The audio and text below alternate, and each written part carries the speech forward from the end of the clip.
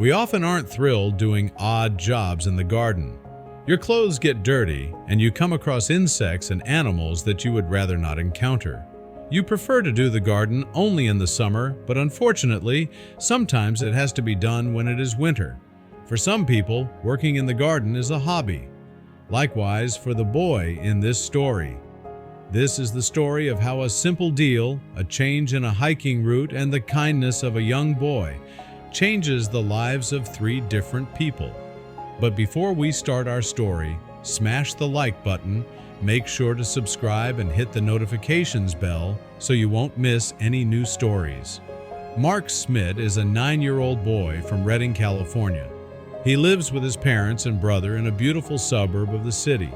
He attends a private middle school and spends a lot of his time helping his dad out. They live a happy and uneventful life. But that is all about to change. Although Mark loved helping his dad, his biggest pet peeve was chores, worst of which was raking the yard. Mark was willing to help with anything else in the house. So one day, his dad sat him down and made an interesting deal with him. A deal that left Mark confused. Mark's dad, Paul, had come up with what he felt was a great plan to get Mark into raking the grass with less complaints. He explained that every time Mark raked the grass, he would get to do their favorite activity during the upcoming summer break. Though Mark couldn't understand his dad's motive, the deal was enough to get him to rake the grass with no complaints. Soon, school was out and summer vacation was in full swing, which meant Mark could finally reap the benefits of his deal with his dad. Mark was excited and couldn't wait for the weekend to come. His brother would be coming back, and they would both be able to spend time together. But what was this activity Mark loved so much? The 9-year-old boy has an older brother, Peter, with whom he is very close. Mark and Peter didn't always get along. That was until Mark was old enough to come along with Peter and their dad on their special activity. Together, the 3 of them would walk or hike up the trail in the woods together. This was nice because when they got high enough, they could also camp for the night. You see, the family had a holiday home in the woods about 20 kilometers from their house. There they spent the night camping in the backyard and going in if the weather condition changed.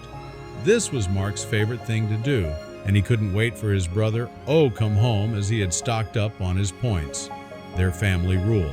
It was 2 more days till Peter would get back home. After that, they would both head into the woods with their dad the day after. Mark had cleaned up his gear and was excited to go, but he felt extremely bored staying home alone with little to do because of the Smith family had a very strict rule. They were not allowed to play video games or watch television for more than 4 hours a day.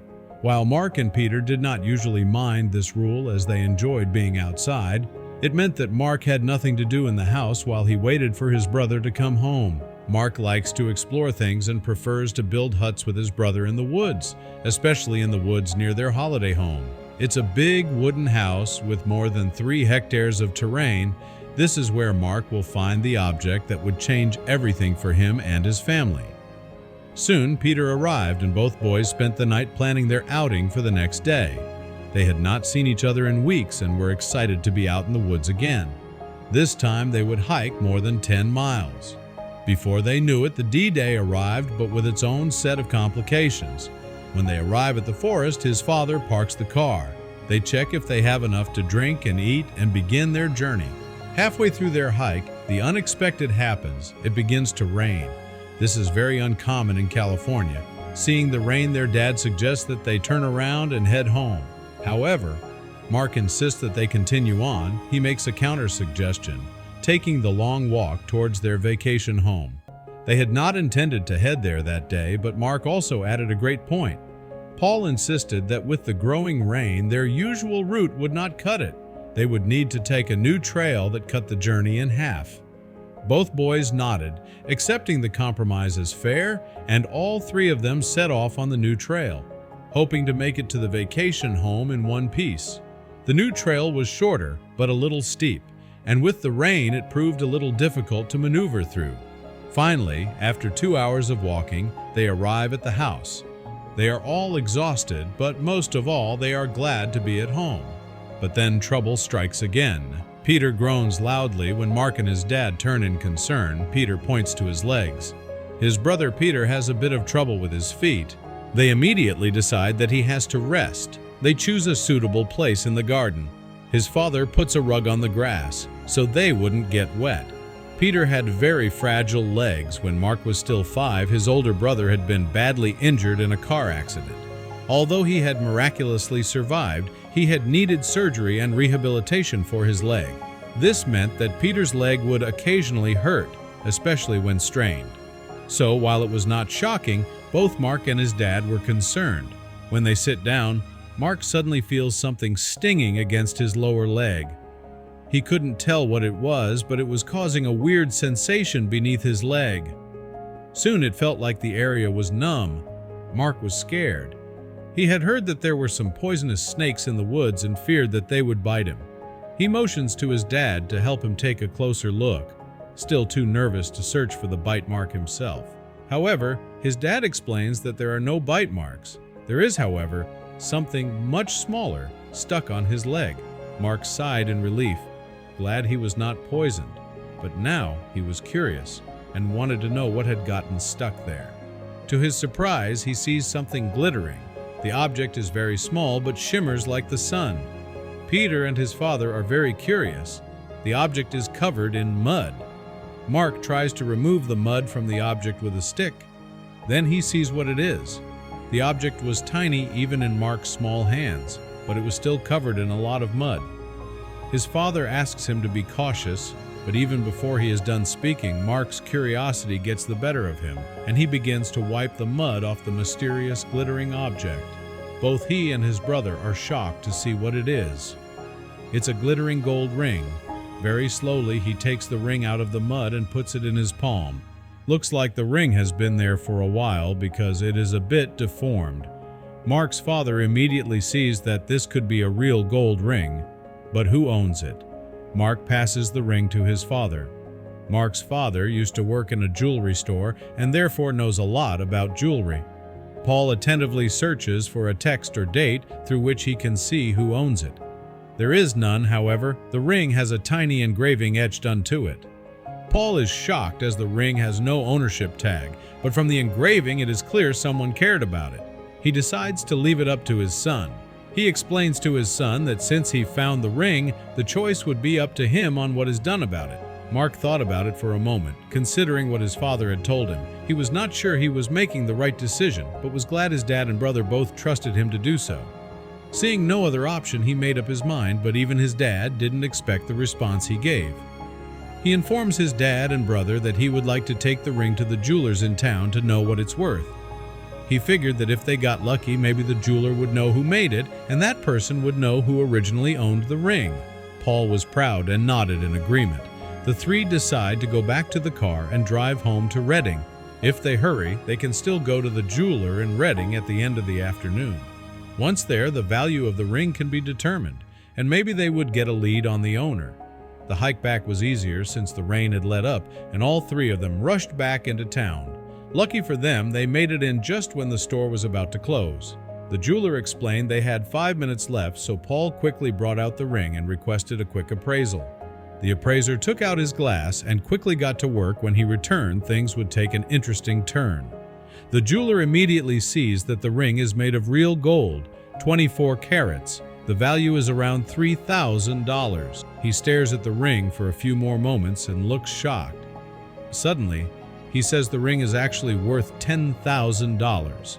All three of the Smiths are shocked by the value and are left speechless.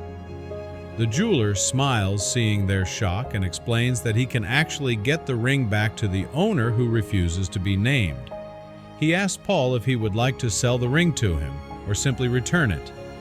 This was a strange question, and Paul asked if there would be consequences for selling, but the jeweler simply responded. Paul turned to his son and explained the choice was still his to make. This surprised Mark, and he knew he would need a few more minutes to think. After speaking with his dad and brother for a moment, he made up his mind. His answer shocked everyone in the room. The jeweler was shocked and left speechless. After a second, he began to laugh. Paul wondered why the man was laughing at his son, but he was quick to explain that he was simply shocked. He explained that Mark would still receive the $10,000, but as reward money for the return of the ring. A few days later, Mark and his family were still reeling from the drastic change in their life when they got a call.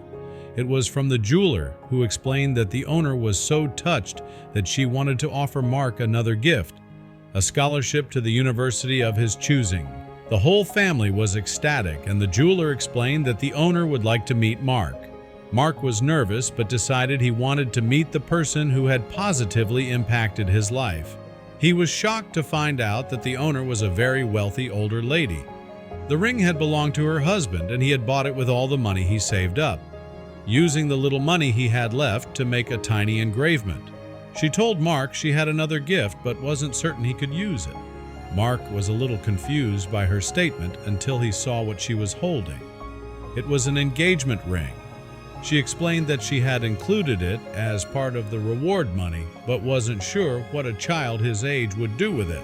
However, Mark had an ingenious idea. Mark explained that he knew someone who needed an engagement ring, someone super close to his family. The old lady laughed and said, "His name is Justin, and he was Paul's close friend. He would often babysit Peter and Mark and take them out to get fast food. However, he had recently been having a hard time financially." Mark had recently heard him telling his dad that he was saving up to propose to his girlfriend, but it was proving difficult. Now he would be able to. He is speechless and doesn't know how to thank Mark. Finally, his dream can come true. Less than a week later, he romantically proposes to his girlfriend, and she says yes. Everyone is overjoyed. Most of all Mark, who feels great about the use of the 2 rings that had come into his possession. Mark proves that teaching and allowing kids to act in love and kindness is always a rewarding experience. Mark is now much older and will soon be heading to college with no worries of debt. He often visits the old lady and they talk for hours. While Josh and his wife are doing great with their children,